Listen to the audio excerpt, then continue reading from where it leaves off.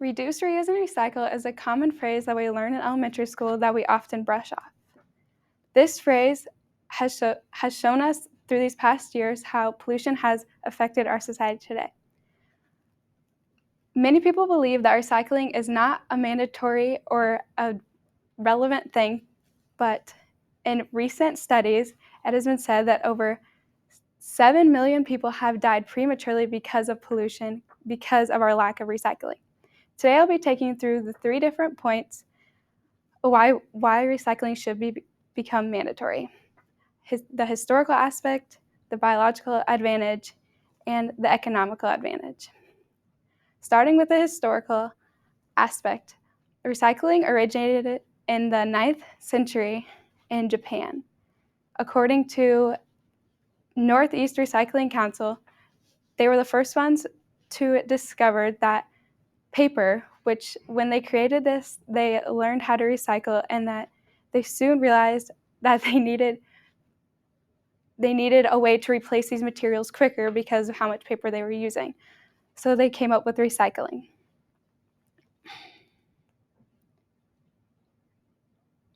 Recycling didn't make its way into the US until the 1690s, where the first thing ever recycled was cotton rags. In World War II, a huge advantage was recycling for us. Because of our overuse of tin, rubber, and other materials during the war, we had a huge collection of these materials, so we needed a way to recycle. So 400,000 volunteers gathered and came together to recycle, which led us to be more efficient in our time and during the war, and helping us lead to victory. It wasn't until the 1980s where it was a 10% recycling rate across the whole world. Recycling didn't become very beneficial and didn't become more realized until the 1980s, when we realized only 10% of the world was recycling. Even today, there has been more reasons why recycling should be involved, like for example, how McDonald's changed from styrofoam cups to paper cups because of the detrimental use of styrofoam. Now that I have explained the history and the background of recycling, today I'll be telling you guys about the advantage of biologically of recycling.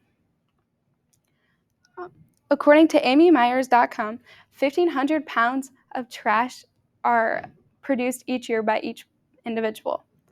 So not only does our trash fill up our trash cans, but it also fills up landfills. And in landfills, harmful gases are released, like methane and carbon dioxide, which are very harmful to our health, including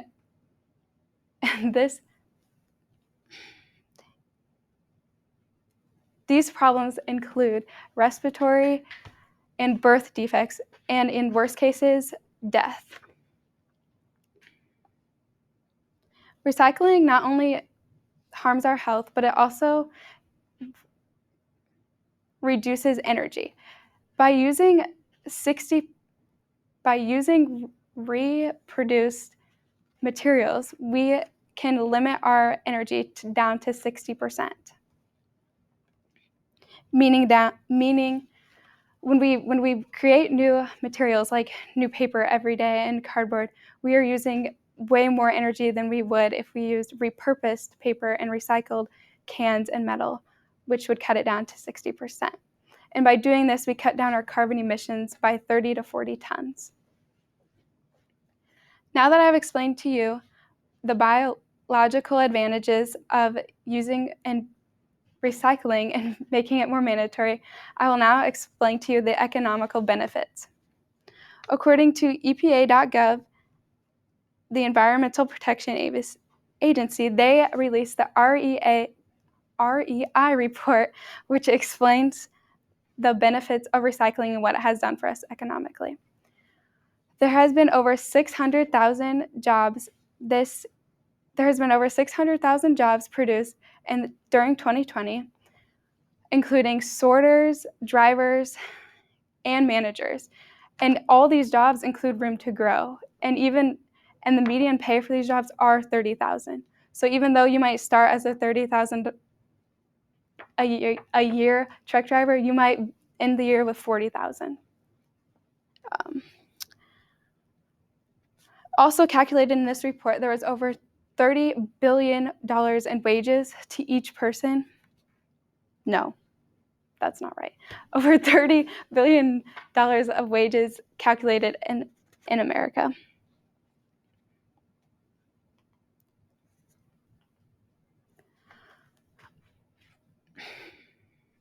Economically, these jobs created have changed, recycling has created all these jobs and showed us the benefits that it has placed on our economy. Now that I have described to you the historical, the biological, and the economical advantages of recycling, let's remember the three-word phrase, reduce, reuse, and recycle, and put it into place today in our world. Thank you. Oh my God.